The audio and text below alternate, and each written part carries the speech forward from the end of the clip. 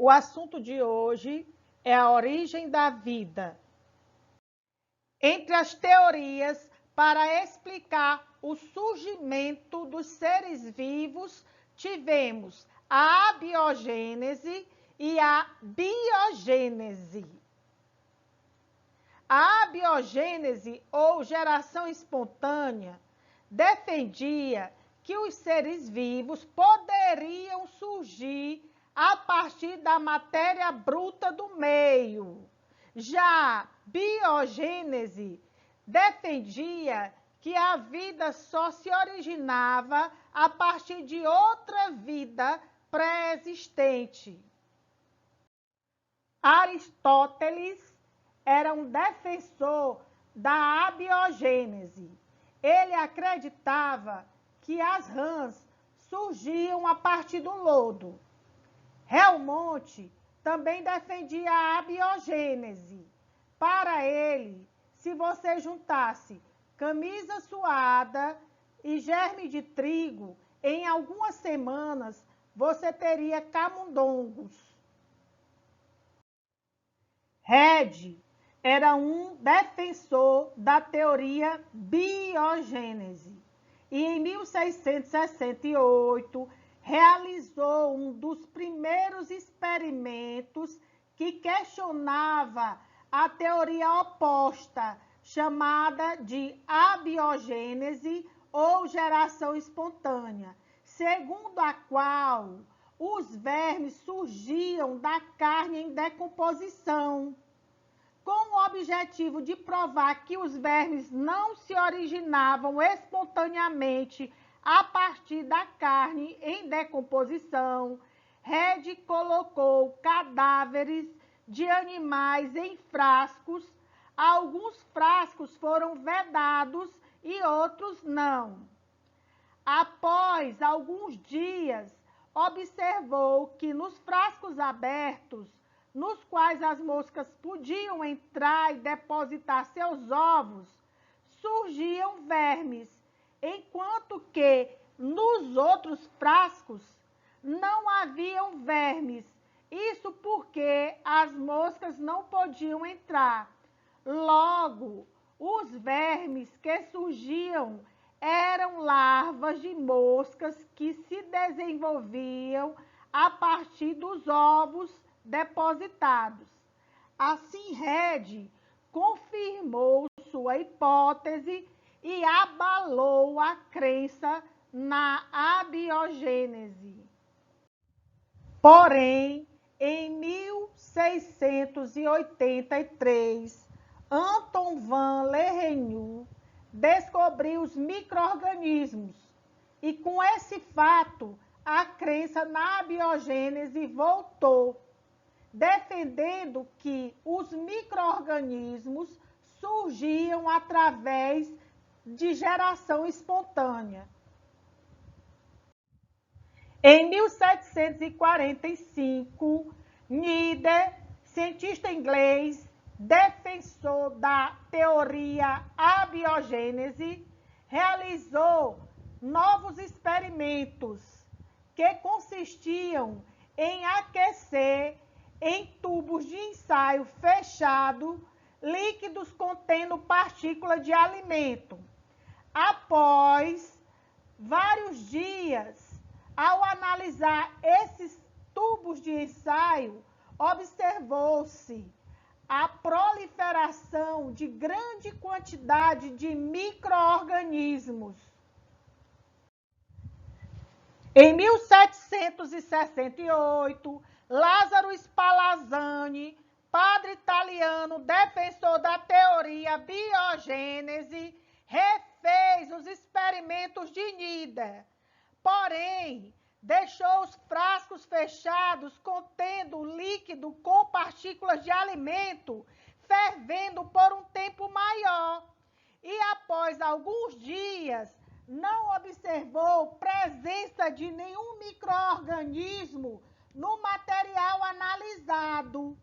Porém, os defensores da teoria abiogênese contestaram, dizendo que o princípio ativo, que era o ar, que transformaria o caldo de carne em seres vivos, não estava presente no experimento.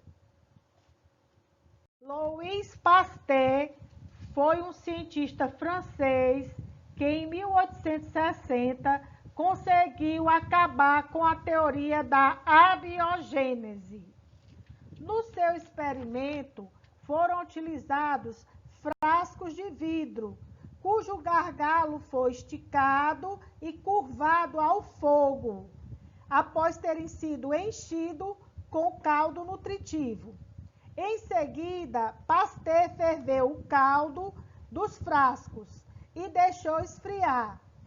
Depois de algumas semanas, Pasteur observou que, embora os frascos estivessem em contato com o ar, nenhum deles apresentou micro-organismo, pois as impurezas do ar ficavam retidas nas curvas do gargalo e assim não ocorria contaminação do caldo nutritivo. Com o experimento de Pasteur, ficou provado que todo ser vivo provém de outro ser vivo. Se é assim, como surgiu o primeiro ser vivo? Existem várias teorias para explicar como a vida surgiu na Terra. Entre elas, temos o criacionismo, segundo o qual os seres vivos e tudo que existe foi criado por Deus. Outra teoria é a panspermia, que propõe que a vida ou a matéria que originou a vida não surgiu na Terra. Ela veio do espaço, trazida por meteoros. Também tem a teoria de Oparin e Haldane, também chamada de evolução dos compostos químicos. Na década de 20, o bioquímico russo Oparin e o biólogo inglês Haldane propuseram de forma independente uma teoria que passou a ser chamada de teoria de Oparin e Haldane. Segundo essa teoria, a atmosfera primitiva era composta pelos gases metano, amônia, vapor d'água e hidrogênio. Devido às fortes descargas elétricas e a altas temperaturas, esses gases se combinavam, formando moléculas mais complexas. Essas moléculas seriam levadas pela chuva para os oceanos primitivos. Tais moléculas deram origem aos coacervados, uma primitiva organização de substâncias orgânicas. Em determinado momento, surgiram os sistemas envoltos por membranas lipoproteicas com uma molécula de ácido nucleico em seu interior e capazes de reprodução. Acredita-se que os primeiros seres vivos eram unicelulares, formados por uma única célula. Anaeróbicos, viviam na ausência do oxigênio e realizavam respiração anaeróbica ou fermentação. E procariontes, ou seja, eram semelhantes às bactérias atuais, tinham pobrezas em estruturas membranosas. Em relação à forma de nutrição, existem duas hipóteses: a hipótese autotrófica e a hipótese heterotrófica. A hipótese autotrófica defende que os primeiros seres vivos eram autótrofos, quimiosintetizantes, ou seja, produziam seu próprio alimento por quimiossíntese. E a hipótese heterotrófica defende que os primeiros seres vivos não produziam seu próprio alimento, pois não tinham um complexo enzimático necessário para tal. Esses seres eram simples e se alimentavam de moléculas orgânicas existentes nos mares da atmosfera primitiva. Com o aparecimento dos seres autótrofos fotossintetizantes, tudo mudou. O oxigênio liberado durante o processo de fotossíntese se combinou, formando moléculas de ozônio, que envolveu a Terra, formando uma barreira contra a entrada excessiva dos raios ultravioletas. Fato que contribuiu para tornar a temperatura mais amena, e a presença do oxigênio na atmosfera permitiu a evolução de seres com capacidade de realizar respiração aeróbica. Dos procariontes, seres pobres em estruturas membranosas, evoluíram os seres eucariontes através do desenvolvimento seguido de invaginação das membranas, formando assim os compartimentos membranosos.